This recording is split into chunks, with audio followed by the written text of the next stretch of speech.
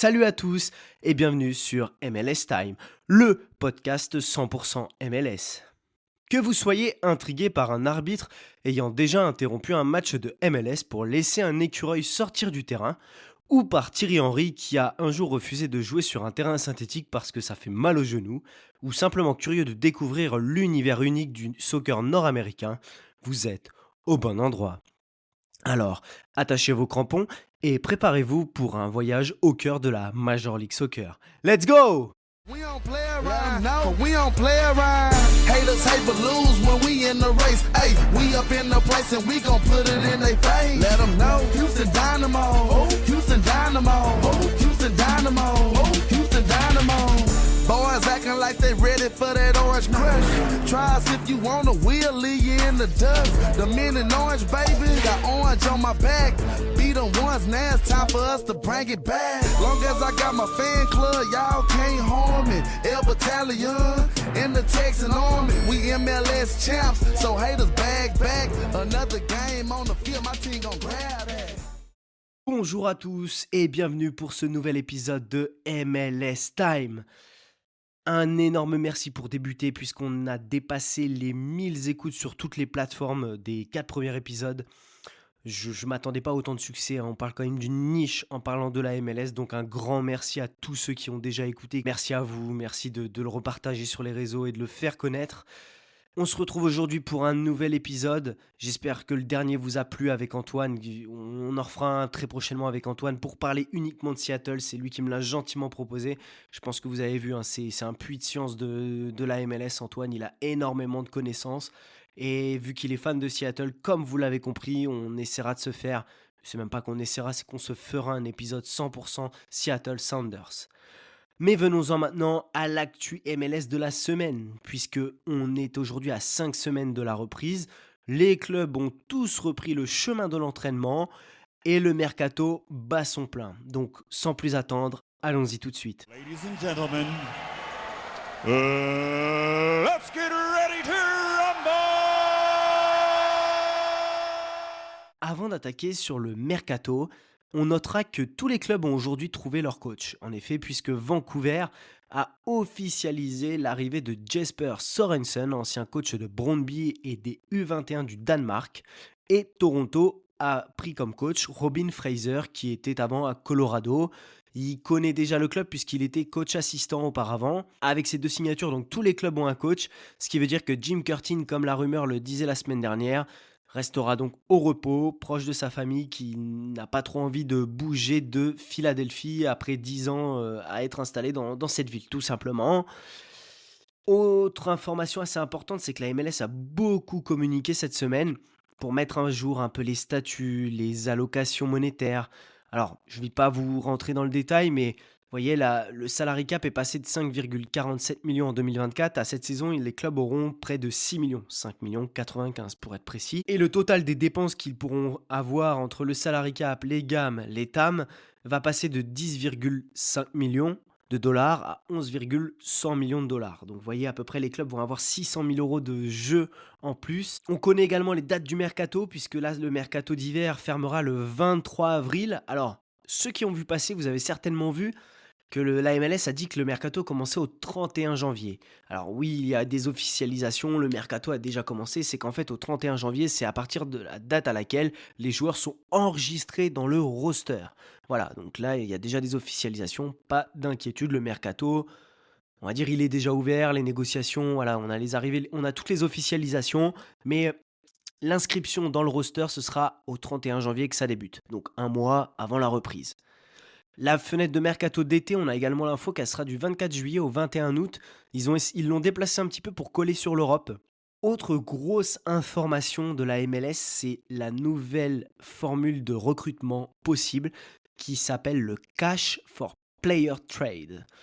Ils ont lancé un communiqué avec beaucoup d'infos, dont cette information. Alors, comme vous le savez actuellement, les clubs en MLS, pour recruter, ils échangent des gammes.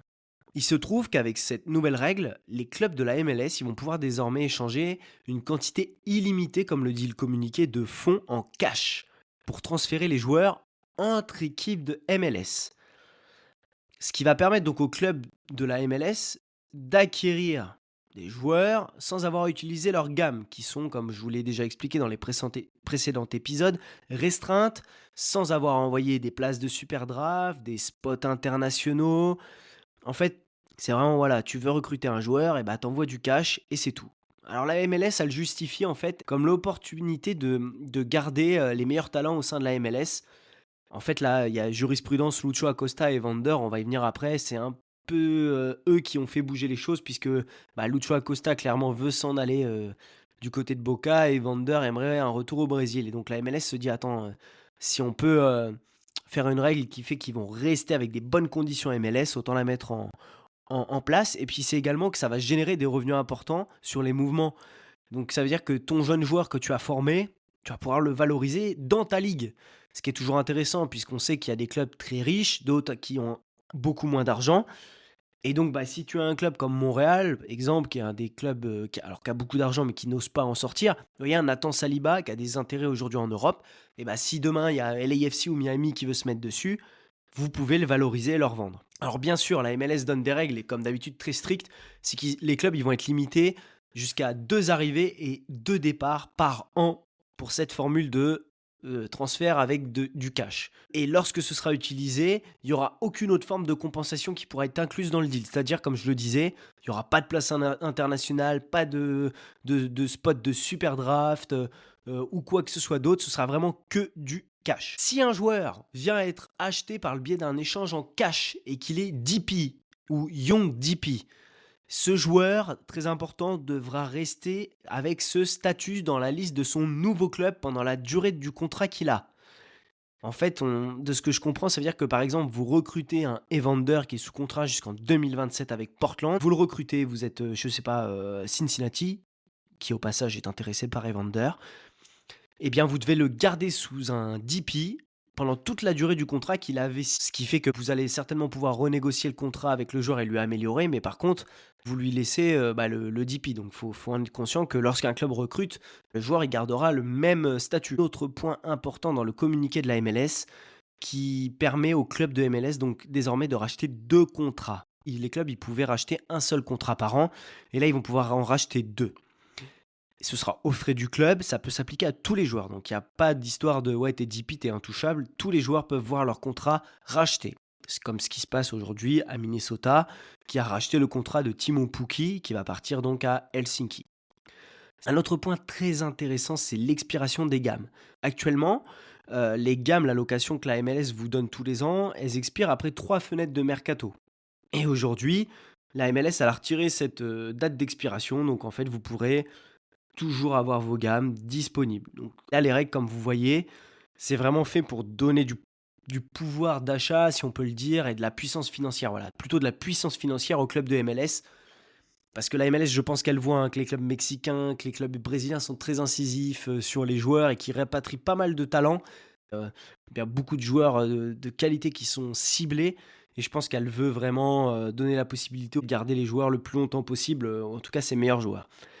Autre petit point important, ça vous le verrez en saison, c'est concernant les homegrown players, donc les jeunes joueurs, donc souvent de MLS Next Pro, donc qui sont dans les réserves des clubs. Vous voyez souvent, des fois, il y a des prêts d'une semaine en MLS. C'est-à-dire que, par exemple, vous êtes une équipe qui a un poste où voilà, il y a une hécatombe, vous n'avez plus de défenseurs centraux, vous pouvez prendre sous forme de prêt pendant une semaine un joueur de votre équipe réserve. Oui, puisqu'en fait, ce qui est mal foutu, c'est que par exemple, vous êtes Atlanta, l'équipe 1 et Atlanta, l'équipe de MLS Next Pro. C'est 2 entités différentes, il faut faire des prêts.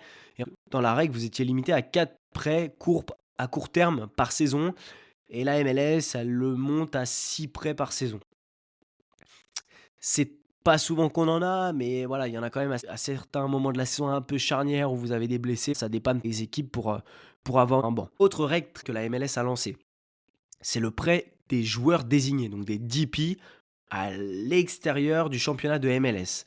MLS, elle explique que désormais, si vous prêtez votre DP, que le club qui le prend en prêt prend en charge tout son salaire, eh bien, ça va vous libérer le créneau DP dans votre masse salariale. Ce qui fait que vous allez pouvoir, pendant la période de prêt, signer un joueur DP. Par exemple, vous prêtez Evander 18 mois au PSG, et pendant 18 mois, vous pouvez recruter un joueur et lui donner le statut de DP. Donc voilà un peu pour les nouvelles règles qui ont été mises en place par la MLS. Alors comme je vous le disais, c'est principalement pour Lucho Acosta et Evander que ça leur est venu, mais ça prend tout son sens parce qu'en fait c'est pour les conserver en MLS. Et on va attaquer tout de suite, de toute façon, sur ces joueurs-là, puisque vous voyez, Tom Bogert, il nous indiquait que Lucho Acosta, il était très susceptible désormais de quitter Cincinnati et que si c'est en MLS, même si lui veut Boca, et on l'a très bien compris, le club qui serait intéressé pour le recruter, ce serait Dallas, qui a besoin d'un numéro 10, et Evander, où on a l'information comme quoi il y a 4 clubs de MLS qui sont intéressés, donc 2 connus qui sont Orlando et Cincinnati. Donc Cincinnati, il y a pas de hasard s'ils sont intéressés par Evander, hein, c'est le profil, Lucho Acosta. Je pense que Lucho Acosta, clairement, à Cincinnati, on va sûrement pas le revoir, la saison prochaine. On notera qu'Evander, Portland a dit qu'ils en attendaient 15 millions de dollars et qu'actuellement, il justifie son absence de la pré-saison parce qu'il attend son visa. Et c'est pas le seul, hein, parce qu'il y a Anthony, l'autre Brésilien de Portland, qui attend aussi son visa. Donc voilà, c'est ce qui a été dit hier dans la conférence de presse par le general manager et le coach de Portland. Evander n'est pas là, Anthony n'est pas là, ils attendent leur visa pour pouvoir venir du Brésil en MLS. Bon, après avoir fait et dégrossi cette première partie de nouvelles réglementations qui est sortie en MLS et qui permet donc au club d'avoir plus de puissance financière, on va aborder tout de suite le mercato puisque c'est l'actualité brûlante cette semaine et sur ce mois de janvier. Allez, c'est parti. Ça a beaucoup bougé cette semaine dans le mercato en MLS. On a des clubs qui ont été très actifs, dont un qui a été bon dernier, de toute façon, des 2 conférences rassemblées, et qui n'est autre que San José. San José qui a officialisé l'arrivée de Chicho Arango de Salt Lake City. Alors c'est assez dingue puisque Salt Lake, ils l'ont récupéré l'année dernière pour 6 millions de dollars. Vous retenez bien, un contrat à 2 millions par an. Bon, le joueur a quand même été impliqué sur 30 buts cette saison. Mais là, il le transfère à San José contre 700 000 gammes garanties en 2025 et 700 000 autres gammes en 2026, plus une place internationale. Donc 6 millions à l'achat et ils vont récupérer 1,4 million de gammes et une place internationale. C'est totalement fou et c'est un énorme coup de San José. Hier, il y a le directeur général de Salt Lake qui a indiqué, en fait, il les a pris au dépourvu à Rango, il est venu les voir cet hiver, au début de l'hiver, il leur a dit, bon, bah, je veux m'en aller. Et clairement, il a dit, voilà, je veux m'en aller, donc trouvez-moi une porte de sortie. San José a fait un énorme coup en le signant, il signe pour un meilleur contrat et 2 ans avec une option pour une année de plus. Alors, il touchait 2 millions de dollars à Salt Lake, ça veut dire qu'il va augmenter son salaire. On attendra de voir ce qui va être publié dans les statuts, mais assez incroyable. Et San José lui a trouvé un compère en attaque qui n'est autre que le King Joseph Martinez, qui s'est engagé donc jusqu'en 2025 avec une option pour 2026. Certains m'ont posé la question. Oui, mais lequel va jouer? Eh ben moi je vous le dis, pour moi, ce seront les deux. Les deux vont jouer. Bruce Arena, quand il était en 2021 et les années après avec New England, il jouait avec 2 attaquants qui étaient Adam Buxa et Gustavo Bou, avec Carles Rill en soutien, et Borrero sur le côté. Et on a eu la confirmation hier sur une citation de Hernan Lopez qui a dit clairement que Bruce Arena, il a prévu de refaire une attaque à 2 avec Joseph Martinez à Rango et que leur équipe sera très offensive. Je ne sais pas si vous vous rendez compte de l'armada offensive qu'a San José. Ils ont donc Hernan Lopez, Christian Espinoza, Chicho Arango, Joseph Martinez et moi j'oublie pas un joueur où je pense que cette saison ça va être beaucoup mieux, c'est Jamal Pellegrino qui était arrivé de Bodo Glimt, qui a empilé les buts là-bas. Je pense qu'il a eu du mal à s'adapter mais il va rentrer dans la rotation. On sait que Joseph Martinez a souvent des pépins physiques, que Chicho Arango, je le note, il a des périodes de creux, même si le gars est impliqué sur 30 buts.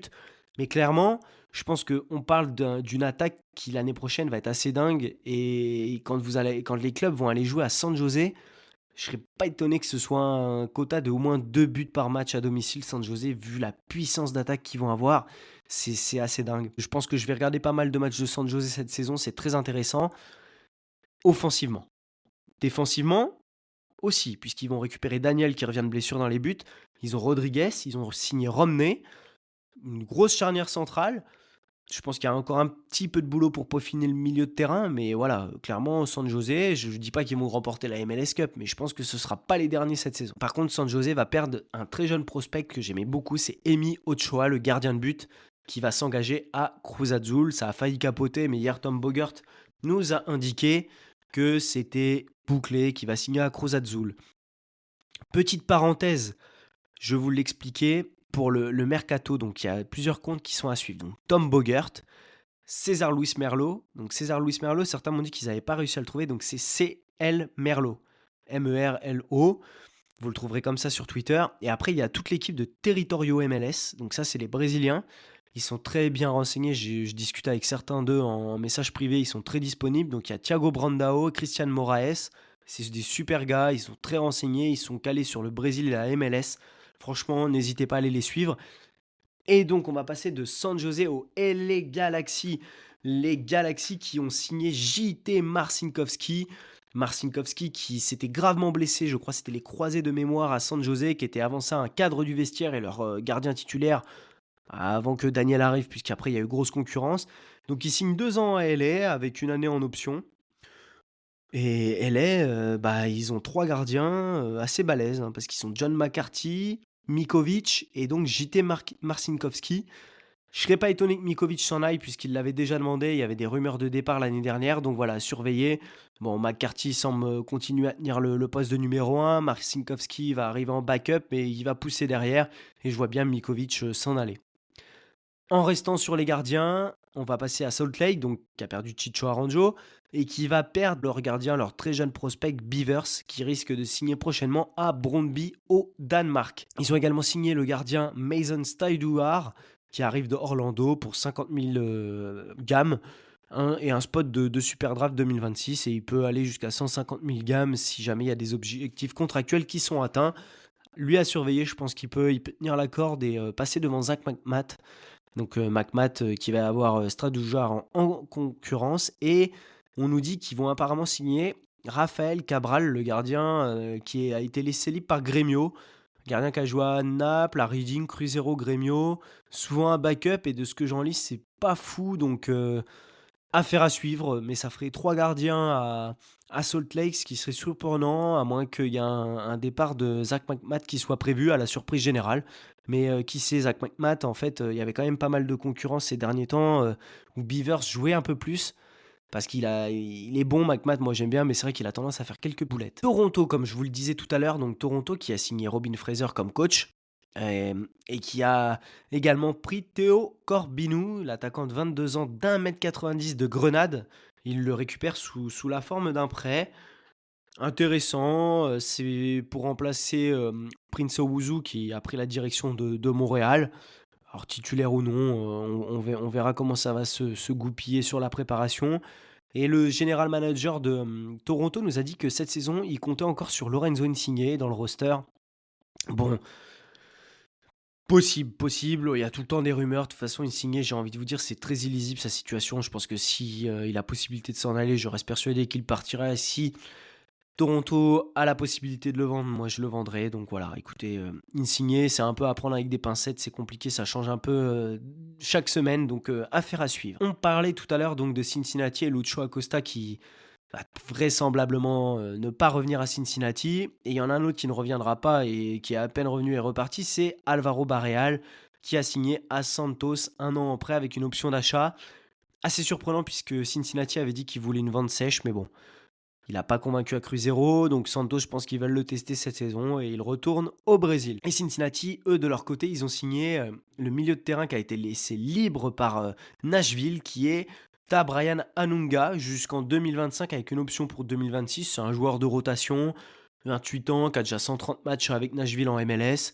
Donc voilà, pour apporter un peu de profondeur à l'effectif de Cincinnati. Lucho Acosta, je vais redire un petit mot puisque je vais faire un point après sur les amendes qui sont prévues par la MLS pour les joueurs qui ne viennent pas à la pré-saison. Donc Lucho Acosta n'est pas à la pré-saison, tout comme Luca Orellano. Alors Luca Orellano, Cincinnati aurait reçu une offre de 6 millions de la part de Cruz Azul. Cruz Azul, toujours là, hein, ils lâchent pas l'affaire, ils veulent que des joueurs de MLS. Jugée insuffisante par Cincinnati, donc 6 millions pas assez. D'après ce qui se dit, c'est un plus gros salaire qui lui a été proposé et que Cincinnati, ils ont pas envie de s'aligner dessus, quoi. Donc voilà, Lucho Acosta, Luca Orellano ne sont pas à la prépa et ça va me permettre de vous parler, en fait, pour vous montrer, un peu les amendes qui sont prévues lorsque les joueurs loupent un rendez-vous médical, donc de début de saison, une comparution en commission de discipline ou une réunion d'équipe ou autre. En fait, la MLS, elle a une règle, c'est-à-dire qu'un joueur qui gagne jusqu'à 400 000 € de salaire à l'année, il aura une amende pour chaque fois que c'est constaté de 500 $. Ensuite, entre 400 000 et 750 000 à l'année, la première infraction, c'est 750 $ et plus de 750 000 $ de salaire à l'année, c'est 1 000 $. Après, on nous dit que les joueurs pourront voir leur contrat stoppé, une suspension sans solde, un licenciement, les grands mots.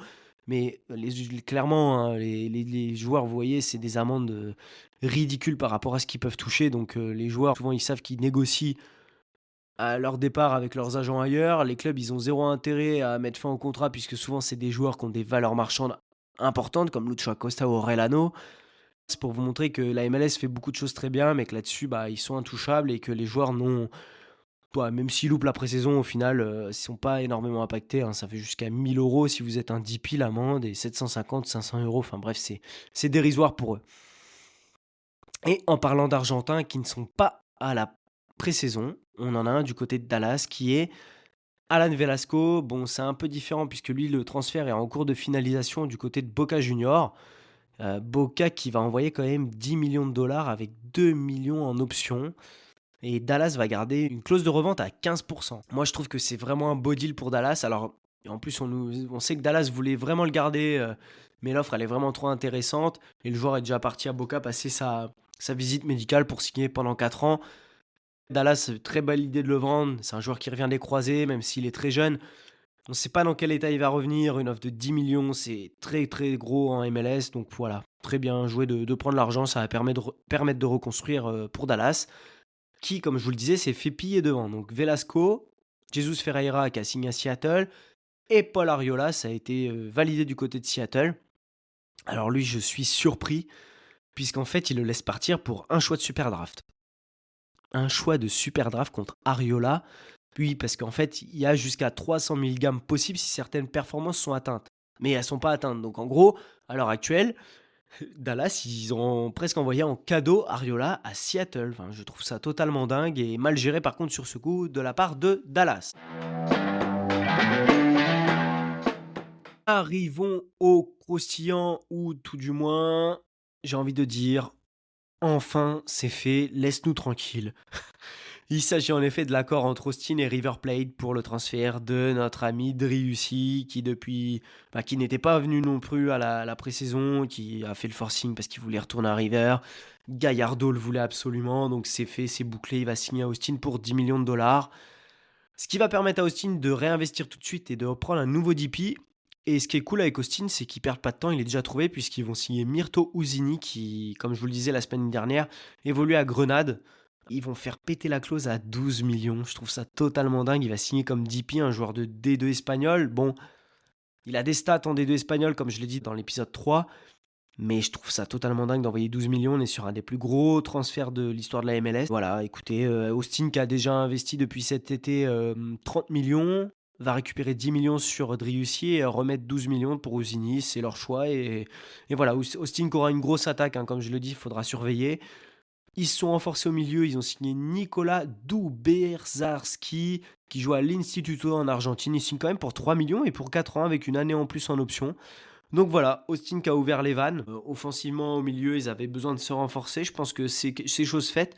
Et c'est plutôt intelligent, hein, Austin qui est quand même une jeune équipe en MLS, mais qui va être très intéressante à suivre l'année prochaine. Maintenant, à nos amis montréalais qui ont eu Vrioni et qui vont le backup qui a été tout trouvé puisqu'il arrive de Toronto, et c'est Prince Owuzu comme je le disais tout à l'heure, donc pour 250 000 gammes, et de ce que j'ai compris ce serait un TAM. Alors ça par contre je trouve ça totalement abusé, de la gaspille, mais bon, écoutez, Montréal et la stratégie sportive, c'est parfois pas évident à suivre, désolé les gars, hein. Franchement je vous souhaite beaucoup de force pour cette saison où ça va être compliqué à suivre. Je voyais là Gabriel Gervais qui disait qu'il y avait eu 15 départs et seulement 4 ou 5 arrivés, parce que le club voulait garder de la flexibilité pour cet été. Mais pourquoi tu veux garder de la flexibilité pour cet été alors que la saison elle commence au mois de février? Je sais pas, recrute maintenant. Alors je sais que c'est compliqué de recruter en Europe aujourd'hui, mais il y a quand même des joueurs sympas à aller chercher, pas très chers en MLS, des joueurs qui ont été laissés libres à la réentrie, où Montréal s'est même pas positionné dessus. Enfin, bref, assez compliqué. Bon, on a appris quand même dans la conférence que Laurent Courtois risquait de jouer en 3-4-2-1. Donc voilà, une petite info. Et la grosse info, c'est que TSN a rapporté des intérêts de clubs européens pour Nathan Saliba, le meilleur jeune joueur canadien de l'année quand même, qui a été élu. Alors il a refusé une grosse offre de prolongation de Montréal. Alors je pense que Nathan Saliba, s'il y a une belle offre, il va falloir quand même prendre les billets. C'est malheureux parce que c'est vraiment un joueur qui a un gros potentiel, mais pour moi, il est au bout de sa progression à Montréal. Désolé les gars. Je pense qu'il faut qu'il aille sur un plus gros club. Et justement, le cash for player trade, c'est quelque chose qui peut être utile, hein, parce que ça veut dire que d'autres clubs en MLS peuvent être intéressés par ce profil et qu'il n'ait pas forcément besoin de partir en Europe, même s'il y a des clubs européens qui sont intéressés, il faut le noter. Un autre jeune joueur qui nous quitte en MLS, c'est John Tolkien, qui a signé à Holstein Kiel pour 3 millions de dollars. Et, euh, et les Red Bull qui gardent une clause de revente. Alors je suis très surpris qu'ils sortent par contre de la Galaxy Red Bull, ouais, qui n'ait même pas eu un prêt ou un transfert du côté de Salzbourg ou même à Leipzig qui ensuite le prête ailleurs. Voilà, je suis assez surpris parce que c'est quand même un joueur qui à un moment, alors c'était le CIES, je le mettais quand même à une époque dans les meilleurs latéraux au niveau des prospects de son âge au monde. Donc voilà, assez surpris que Tolkien parte du côté de Kiel et quitte la galaxie Red Bull. Houston qui a pas mal bougé cette semaine, donc on a eu l'officialisation et le départ de Coco Carrasquilla pour un transfert record, hein. 3,5 millions, Pumas, c'est le transfert sortant le plus élevé de l'histoire de Houston. Donc vous voyez, hein, Houston, équipe quand même qui est là depuis longtemps. On n'est que sur 3,5 millions le plus gros transfert. Donc c'est pour ça que je vous disais, dès qu'on arrive sur des sommes à 10 millions en MLS, c'est des gros transferts. Alors ils ont signé par contre le milieu de terrain Eric Duenas qui arrive de... Enfin le milieu de terrain offensif, hein, Eric Duenas qui arrive de LAFC. Un beau prospect hein, quand même, parce que mine de rien, à 20 ans, il a quand même 45 matchs au LAFC. Alors peu en tant que titulaire, mais quand même une petite expérience à son âge. On a eu cette semaine donc, Pat Onstad et Ben Olsen, le donc, general manager et le coach, qui ont dit qu'ils allaient remplacer Hector et Coco Carrasquilla par des joueurs de haut niveau. Ben Olsen, le coach, nous a également dit qu'il attendait beaucoup de Ponce, l'attaquant, cette saison, et il l'a qualifié de meilleur attaquant de la MLS. Ouais, si tu veux. Mais au moins, ça permet de mettre le copain en confiance. SKC, qui a officialisé l'arrivée donc de Mason Toy, comme je vous le disais la semaine dernière, et Pete Vermes, il a dit qu'il s'attendait à jouer en 4-3-3 cette saison, et qu'il pourrait s'adapter de temps en temps et jouer en 3-4-3. Et bah écoute, mon poteau Vermes, au bout de 10 ans, si tu sais faire autre chose qu'un 4-3-3, même si tu as fait beaucoup ça ces dernières saisons, on te le souhaite. Comme le directeur général l'a dit, ils vont reconstruire sur les 18 prochains mois à SKC. La reconstruction, elle se fera pas avec Peter Vermes, les gars. Arrêtez de vous entêter avec ce coach, il est fané, il est moisi, ses idées elles sont pourries. Nul, nul, nul, nul, nul, nul, sale nul. Franchement, il a fait son temps, laissez-le partir, prenez un nouveau coach qui a des bonnes idées. Mais franchement, c'est pas avec Peter Vermeers que vous allez construire dans le positif quelque chose à SKC. Il serait sur SKC qui serait sur la piste de Unai Hernandez qui joue au Barça B. Et ils ont dit qu'ils voudraient en faire leur Ricky Puig. Le Barça en demande 2 à 4 millions, ce qui est pas énorme, mais je connais pas trop le joueur, mais j'ai eu quelques échos comme quoi c'était pas trop mal avec le Barça B. Ils ont fait un peu le ménage, ça va se reconstruire. Je pense qu'on va être sur une équipe qui va avoir un peu de mal cette saison. Je souhaite beaucoup de courage à Daniel Salois, qui va avoir beaucoup de responsabilités sur le front de l'attaque. L'Inter Miami, alors ils font pas trop de bruit hein, sur ce mercato. L'Inter Miami, c'est vrai que leur campagne d'investissement ces dernières années, Suarez, Messi, le Barça 2015, c'est un peu terminé. Là, ils font des ajustements. Ils ont pris deux gardiens. Donc, ils ont pris Oscar Ustari, un gardien d'expérience qui signe pour la saison 2025. Et en prêt, ils ont pris Rocco Rios Novo, qui a joué à Atlanta pendant 2 saisons. Vraiment pas à l'assurance vie, les gars, hein. Franchement, Rios Novo, à Atlanta, il a fait quand même pas mal de boulettes. Il est arrivé quand Brad Guzan était, enfin, il était là quand Brad Guzan était blessé. Et moi, il m'a fait flipper toute la saison. Il n'a pas été bon. Arrive en prêt de Lanus. On verra ce que ça va donner. Il y a une option d'achat, mais bon. Moi, ce qui me pose problème, c'est Calender, qui est actuellement en sélection. Qu'est-ce qu'ils veulent en faire, Calender? Ils disent tout le temps, on va recruter un autre gardien, alors que quand même, ils ont Calender qui est qui est selon moi un bon gardien. Miami est en train de finaliser le deal pour recruter le milieu dont je vous parlais l'autre jour, de Casapia, Telasco Segovia. Ce serait un deal aux alentours de 2,5 millions. Alors ça, c'est au milieu. Ils ont signé Tadeo Allende en prêt du Celta Vigo. Le Celta Vigo qui revient souvent, hein. Il y a une filiale, une passerelle MLS Celta Vigo. Alors lui, ça va être au niveau de l'attaque, Tadeo Allende. Donc je pense que c'est pour remplacer Léo Campagna. Ce sera le backup de Suarez. C'est pas un joueur que je connais trop, qui a pas beaucoup de matchs au Celta Vigo, qui était un peu au placard. Voilà, j'en parlais dans l'épisode 3 à suivre. Et ils ont signé un défenseur qui est Maximiliano Falcon, qui va arriver de Colo-Colo pour 2 millions et jusqu'en 2027. Il y a un club qui m'intéresse et je voudrais en parler maintenant sur ce qu'ils sont en train de faire. C'est New England. Franchement, c'est vraiment pas mal. Ils sont en train de valider le transfert de Eli Feingold du Maccabi Haïfa pour 2,5 millions de dollars. Contrat de 3 ans et une option club pour une saison en plus. Ils viennent de prendre également Maximiliano Urruti, pour ceux qui ne savent pas. Donc en attaquant, ça va être le backup de Léo Campagna, puisque 33 ans, il a quand même une grosse expérience en MLS, pour ceux qui ne le connaissent pas. Il a joué dernièrement à Austin, avant il a fait Houston, Montréal, Dallas, Portland, 308 matchs de MLS, 222 comme titulaire, donc c'est un gros CV, 72 buts, 39 passes D. Un recrutement intelligent aux Revs qui vont récupérer Sean Calais. Franchement, non, non, je demande à voir. Après, avec Caleb Porter, est-ce que le coach, c'est pas un peu limite pour l'équipe? Mais bon, affaire à suivre. Une équipe qu'il faudra, comme San José, surveiller les Revs. Passons maintenant à notre équipe d'expansion qui est San Diego. San Diego, ils faisaient peur en début de semaine, et puis au milieu de terrain, et puis ils ont renforcé. Boum, ils recrutent Onivala Kari, qui arrive du club chypriote de Paphos FC jusqu'à la fin de saison de 2025 en prêt. Ils ont signé Alejandro Alvarado de Vizela jusqu'en 2026 et ils finaliseraient le deal pour recruter l'international américain qui joue au Celta Vigo, encore une fois, Luca De La Torre. Alors ça, c'est un prêt avec option d'achat et je trouve que c'est un très très beau coup, très malin de la part de San Diego. Un joueur qui sait qu'il y a la Coupe du Monde 2026 qui arrive, qui est un peu en échec au Celta Vigo, qui revient aux États-Unis à 2 ans de la Coupe du Monde. Je trouve ça très intelligent et très malin de sa part et de la part de San Diego. On a également eu Fabrizio Romano qui nous a reparlé de Jeff Schlupp, comme quoi il y avait bien des discussions. Je vous en parlais dans un des précédents épisodes, donc affaire à suivre. Mais San Diego qui a l'air d'avoir compris qu'il fallait se renforcer au milieu. Devant, ça a l'air plutôt de prendre forme. Maintenant, c'est plus leur défense, je pense qu'il va falloir qu'ils travaillent. Et leur poste de gardien, où c'est quand même le flou sur qui sera le numéro 1. On arrive maintenant aux Timbers, les bûcherons de Portland, qui ont validé Kevin Kelsey pour un peu plus de 6 millions de dollars. Hein. C'est le troisième transfert le plus élevé de l'histoire de Portland, donc c'est significatif. Kelsey qui a été en prêt à Cincinnati, qui n'avait pas levé l'option d'achat et qui arrive donc du Shakhtar Donetsk pour un peu plus de 6 millions. Il y avait pas d'intéressés, mais c'est bien à Portland qui signe. Hein. Mine de rien, l'année dernière à Cincy, à 20 ans, c'est 23 matchs, 16 titularisations, 6 buts.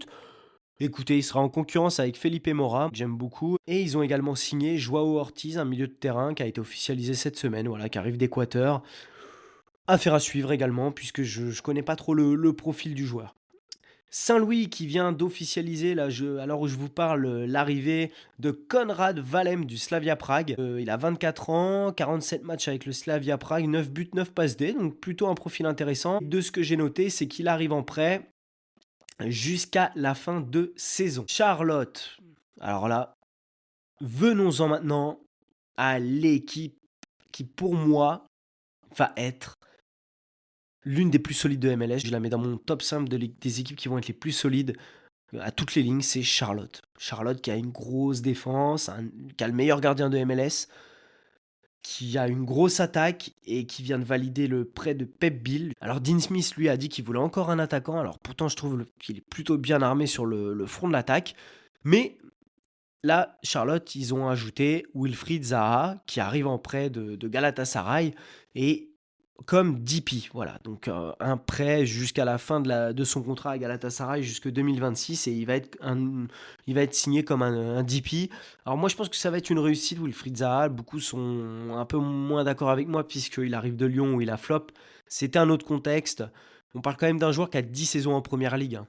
295 295 matchs de Première Ligue avec Crystal Palace, les gars, hein. C'est 68 buts, 26 passes D. Tu le signes en DP, mais en fait, ce qui est intéressant, c'est que tu t'engages pas sur du très long terme. Tu vas le garder 1 an et demi. Si jamais tu vois qu'il casse les pieds, tu as possibilité de racheter le contrat, même si c'est pas le but.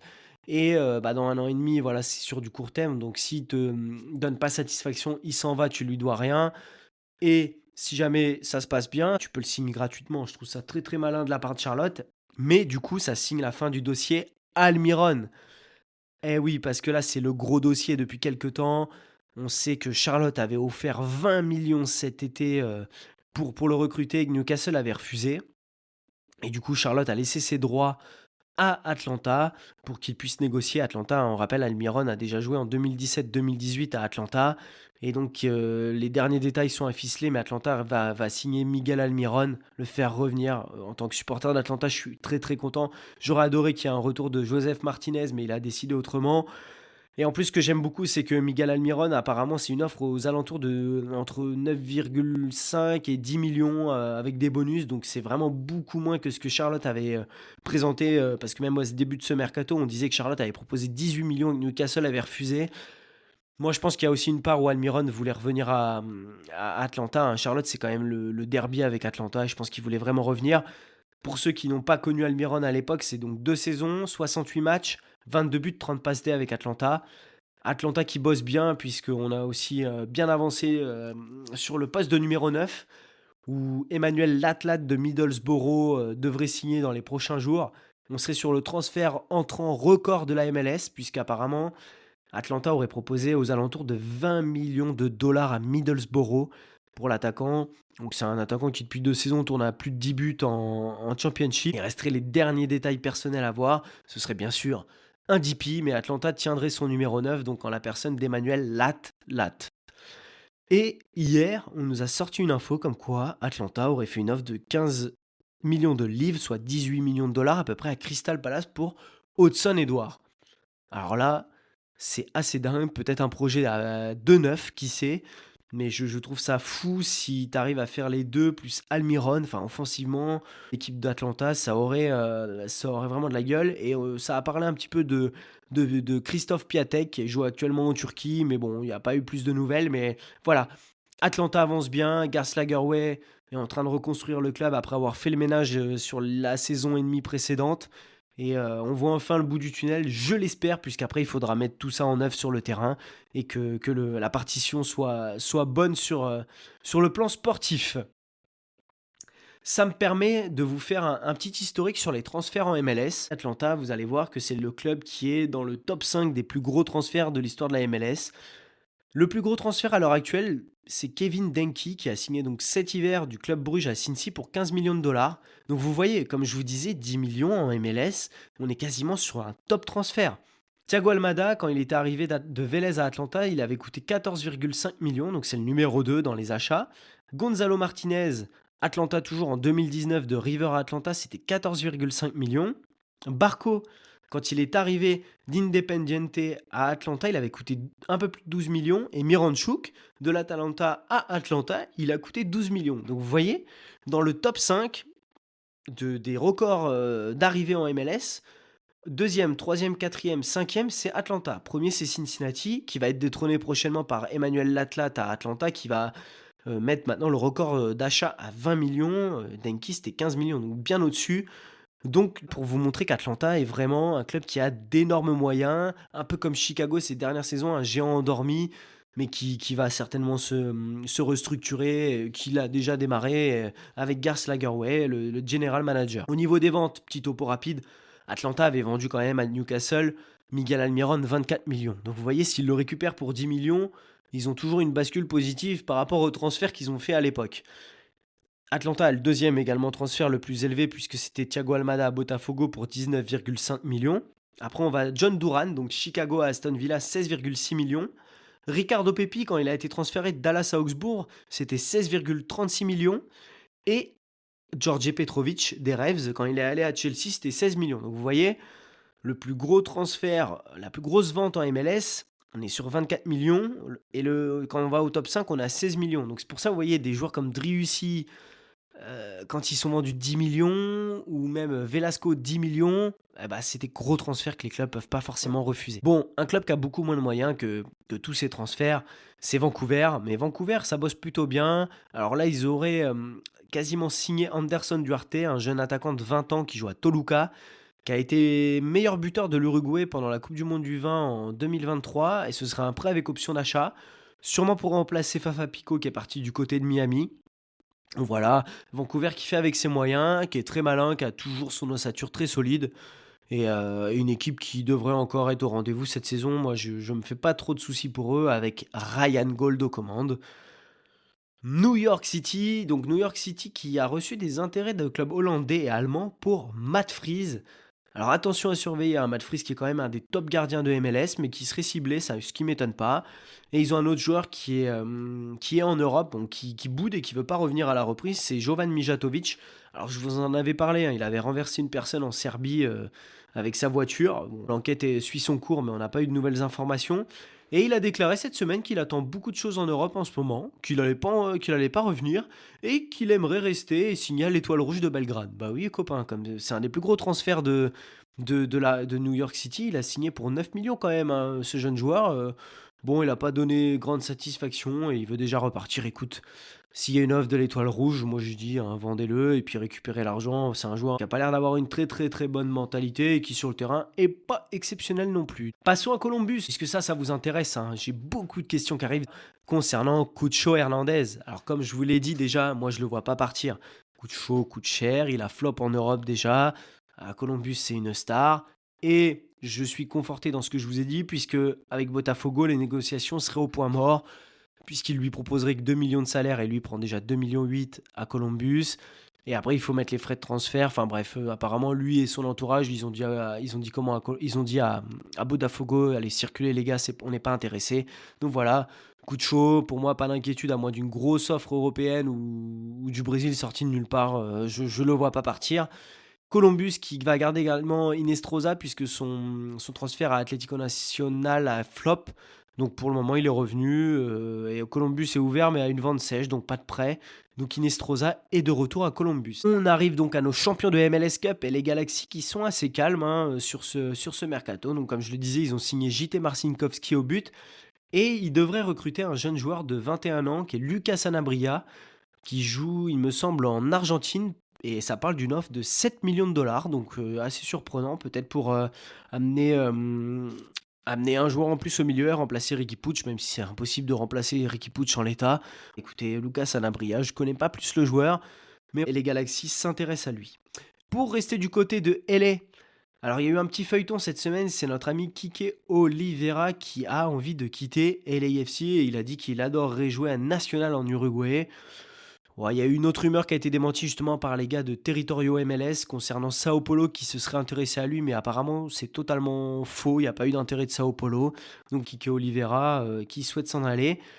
LAFC comme l'année dernière qui fait un début de mercato surprenant, ça dégraisse beaucoup mais peu d'arrivées.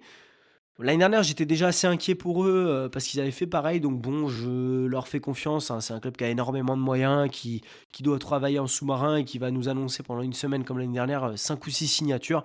Donc à suivre. Mateusz Bogusz, leur joueur qui à un moment a été suivi par la Lazio et le Celtic, et qui l'est toujours, hein, apparemment.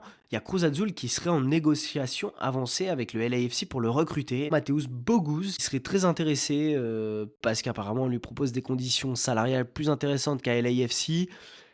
Et LAFC qui a un joueur qui est quand même important dans son effectif, mais qui a fait une deuxième partie de saison un peu plus en dents de scie. Ils avaient fait une énorme première partie de saison. Ça parlait justement de beaucoup de l'Europe.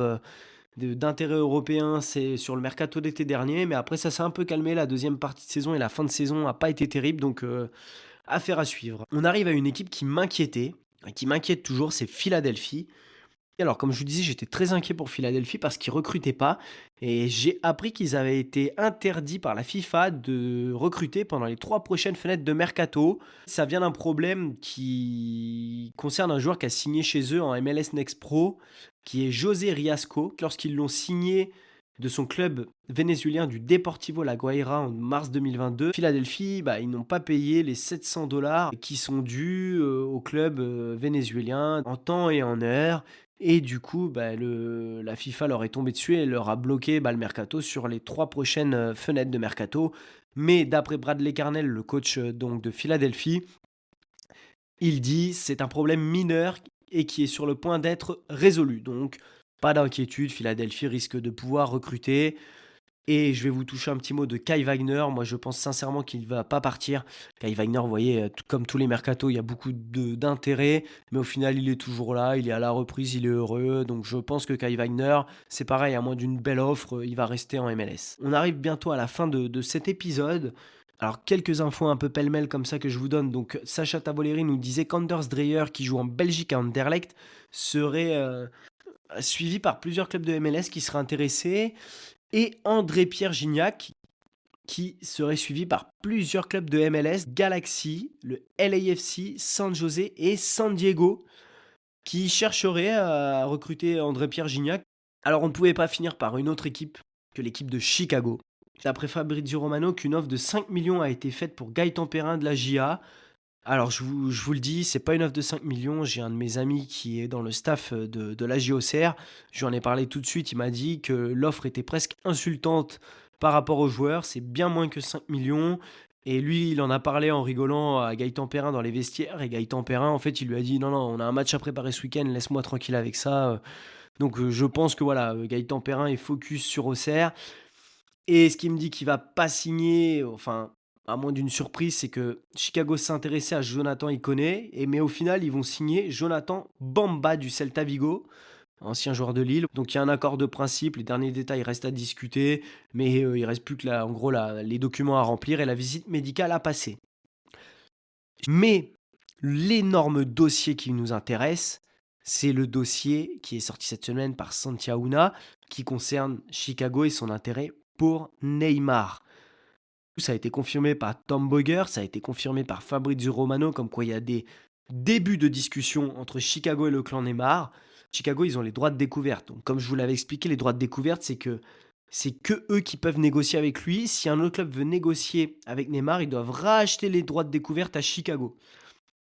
Donc, ce qui lui serait proposé, ce serait un contrat un peu semblable à Messi, donc peut-être des parts dans Apple TV, un contrat avec Adidas ou autre. Mais le clan Neymar demande plus. Ouais, le copain, il prend 100 millions à l'année à Al Hilal, donc clairement, je pense que ça peut être un deal très compliqué à négocier. Mais par contre, on sait que Al Hilal ne l'a pas inscrit sur la liste de la deuxième partie de saison et que son coach, donc Jorge Jesus, a dit clairement qu'il n'avait plus le niveau pour jouer à haut niveau. Bon, je pense que oui, Neymar n'est plus à son prime, mais que voilà, je pense que ce qui embête surtout Al Hilal, c'est qu'ils ont payé 90 millions de transferts pour le faire venir du PSG et qu'ils lui donnent 100 millions par an, donc 190 millions cumulés pour un mec qui a joué que 10, enfin, pour un joueur qui a joué que 7 matchs, un but, 3 passes D. Et c'est totalement dingue. Alors, je me suis amusé à faire des petits calculs. Neymar, c'est vrai qu'il a joué 428 minutes en tout depuis qu'il est à Al Hilal. Ce qui veut dire que si on ramène juste à son salaire, ça fait 233 000 euros la minute. Et si on y ajoute les frais de transfert, donc on arrive donc à 190 millions, ça veut dire que 428 minutes, il coûte 443 000 euros la minute, Neymar. Donc vous m'étonnez pas que le gars, il veuille pas venir à Chicago pour un salaire à 20 millions plus quelques négos, allez, 50 millions en MLS. Donc voilà. Écoutez, c'est une affaire à suivre pour Neymar. Je pense qu'on est au début de la négociation. C'est des choses qui vont être montées, si ça se précise, entre la MLS et entre Chicago pour avoir le meilleur deal possible. Donc c'est une affaire à suivre. On arrive à la fin de cet épisode. Je vous remercie d'avoir été encore nombreux à écouter les premiers épisodes, les 4 premiers épisodes. J'espère que celui-ci va vous plaire. Il est assez complet, assez riche puisqu'on a eu pas mal d'informations cette semaine. On est à 5 semaines maintenant de la reprise de la MLS. Comme je l'ai dit sur Twitter, à une semaine de la MLS, on aura un podcast exceptionnel avec le 8 de pique. Pour certains, vous le connaissez sur Twitter, il fait les compositions pour la MLS sur le jeu Sora toute la saison. Il viendra avec moi, on fera un épisode conférence Est, un épisode conférence Ouest pour décortiquer toutes les équipes, tous les rosters à une semaine de la reprise. Comme ça, vous aurez toutes les infos sur ce qu'on peut dire de la MLS et de chaque équipe. Encore un grand merci d'avoir écouté cet épisode. N'hésitez pas à le noter, c'est important, et le commenter s'il vous a plu. J'ai réussi à le mettre sur YouTube. Je suis à peu près sur toutes les plateformes. Donc un énorme merci à vous et on se retrouve la semaine prochaine pour un nouvel épisode de MLS Time. We don't play around, no, we don't play around. Haters hate but lose when we in the race. Hey, we up in the place and we gon' put it in they face. Let them know, Houston Dynamo, Houston Dynamo, Houston Dynamo, Houston Dynamo. Boys acting like they ready for that orange crush. Try us if you wanna, we'll leave you in the dust. The men in orange, baby, got orange on my back. Be the ones, now it's time for us to bring it back. Long as I got my fan club, y'all can't harm me. El Battalion in the Texan Army. We MLS champs, so haters bag back. Another game on the field, my team gon' grab that.